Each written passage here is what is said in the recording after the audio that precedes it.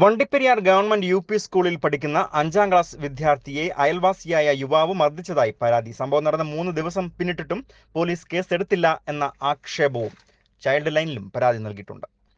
Rainbow news വാർത്തകൾ നിങ്ങൾക്കായി അവതരിപ്പിക്കുന്നത് ഗാലക്സി ചിട്ടികൾ. കടബാധ്യത മൂലം ബാങ്കുകൾക്ക് അധിക പലിശ കൊടുത്ത് ബുദ്ധിമുട്ടുന്നവരാണോ നിങ്ങൾ? എന്നാൽ ഇനി അതിനാവശ്യമില്ല. പുതിയ ഭവനം, കുട്ടികളുടെ പഠനം തുടങ്ങിയ വലിയ സ്വപ്നങ്ങൾ സാക്ഷാത്കരിക്കണോ? എന്തിനും കുമളി KSFE ശാഖ നിങ്ങളോടൊപ്പം. KSFE Dubai complex, Kulathupalam junction, Kumily. തിങ്കളാഴ്ച വൈകിട്ടാണ് പരാതിക്കാസ്പദമായ സംഭവം ഉണ്ടാകുന്നത്. Vandiperiyar government U P. സ്കൂൾ 5ാം ക്ലാസ് വിദ്യാർത്ഥിയായ സുജിത് സ്കൂൾ വിട്ടതിനു ശേഷം തിരികെ മഞ്ചുമല പഴയകാട്ടിലെ വീട്ടിലേക്ക് മടങ്ങി വരുന്ന വഴിയിൽ യാതൊരു കാരണവുമില്ലാതെ അയൽവാസിയായ ഓട്ടോറിക്ഷ ഡ്രൈവർ സുജിത്തിനെ മർദ്ദിക്കുകയായിരുന്നു. വയറിന് ഇടിക്കുകയും നിലത്തിട്ട് വലിക്കുകയും ചെയ്തു. തുടർന്ന് കഴുത്തിന് പിടിച്ച് മുകളിലേക്ക് ഉയർത്തുകയായിരുന്നു എന്ന് സുജിത്ത് പറഞ്ഞു. வேற ஒரு பையன் இருந்ததுக்கு உடனே நான் தான் இருந்தேன்னு சொல்லி இனி கெட்ட பேச்சு கீழே வந்து பேசினேன். ரொம்ப பேசிட்டு ஆட்டோ ஓடிச்சிட்டு ஃபாஸ்ட்டாக வந்துச்சு.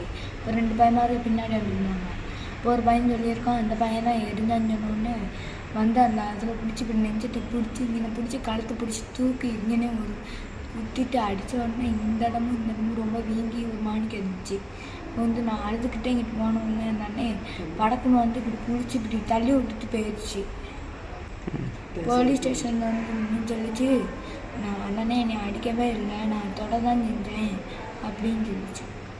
ഇതിനുശേഷം വീട്ടിലേക്ക് ഓടിയെത്തിയ സുജിത്ത് വല്യച്ഛനോടും വല്യമ്മയോടും കാര്യം പറയുകയും ചെയ്തു. ഈ സമയം സുജിത്തിന്റെ കാലിൽ നിന്നും മൂത്രവും രക്തവും ഒഴുകുകയായിരുന്നു എന്നും ഇത് സംബന്ധിച്ച് ഉടൻ തന്നെ പോലീസിൽ അറിയിച്ചപ്പോൾ ഒത്തുതീർപ്പിനാണ് പോലീസ് ശ്രമിച്ചതെന്നും ഇവർ പറഞ്ഞു. കൊച്ചി കാലുവഴി മൂത്രമൊഴിച്ചുകൊണ്ട് ഓടി വന്നു. ഞാൻ ചോദിച്ചു, എന്നാടാ ആരുമായിട്ട് വഴക്കുണ്ടാകുന്നതെന്ന് ചോദിച്ചു. പറയാൻ കൊച്ചിന് ഭയങ്കര ബുദ്ധിമുട്ടായിരുന്നു. ഇങ്ങനെ ഒരുമാതിരി ശ്വാസം മുട്ടി കരഞ്ഞുകൊണ്ട് എന്നെ ചോദിച്ചപ്പോൾ വായി ഇങ്ങനെ കയ്യിൽ നിന്ന് മേടിച്ചപ്പോൾ വായി പൊട്ടി ഇങ്ങനെ ബുക്കൊക്കെ താഴെ പോയി. ഞാൻ അങ്ങനെ ഇട്ടിട്ട് എന്നെ ഇങ്ങനെ കുലുക്കി ചോദിച്ചപ്പോൾ ഒരു മാമ എന്നെ താടി വെച്ച മാമ എന്നെ പിടിച്ച് തള്ളി അടിച്ച് നിർത്തിയപ്പോൾ കാല് നോക്കിയപ്പം കാല് മൂത്രവും ചോരയും കൂടെ കാലയിൽ നിന്ന് വന്നുകൊണ്ടിരുന്നു.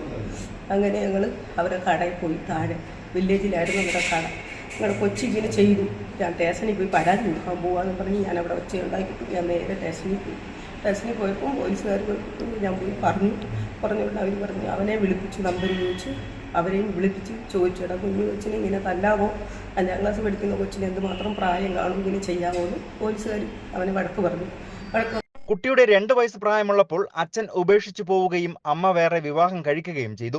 ഇതുകൊണ്ട് തന്നെ വല്യച്ഛന്റെയും വല്യമ്മയുടെയും കൂടെ നിന്നാണ് സുജിത്ത് പഠനം നടത്തുന്നത്. സംഭവത്തിന് ശേഷം കൂടുതലായ വയറുവേദന ഉണ്ടാകുകയും സ്കാനിംഗ് അടക്കമുള്ള വിദഗ്ധ ചികിത്സ വേണമെന്ന് ഡോക്ടർ നിർദ്ദേശിക്കുകയും ചെയ്തിട്ടുണ്ട്.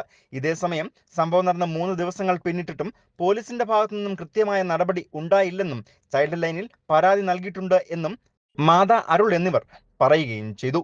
News bureau, Vandiperiyar.